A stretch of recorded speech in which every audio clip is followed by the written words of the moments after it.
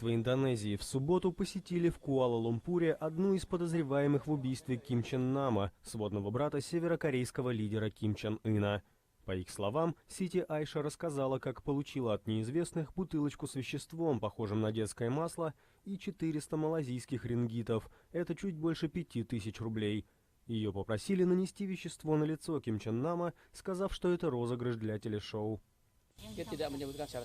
Это все, что она нам рассказала, говорит сотрудник посольства. По ее словам, кто-то попросил ее совершить эти действия. Она утверждает, что эти люди выглядели как японцы или корейцы. По словам представителя ведомства, у самой Сити Айши никаких следов отравления веществом не обнаружено. Нападение на Ким Чен Нама произошло 13 февраля в аэропорту Куала-Лумпура. По подозрению в убийстве арестованы 4 человека. Исполнителями считаются 2 девушки, гражданки Вьетнама и Индонезии. Также арестованы 2 мужчин, у них были паспорта Малайзии и Северной Кореи. На минувшей неделе полицейские установили, что Ким Чен Нама убили при помощи боевого отравляющего вещества нервно-паралитического действия, известного под названием VX или V-газ.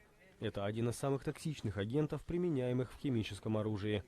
Позже малазийские издания сообщили, что у одной из подозреваемых наблюдались симптомы отравления этим веществом. У кого конкретно указано не было. В настоящее время полицейские пытаются установить, где был изготовлен агент VX – в Малайзии или же за ее пределами.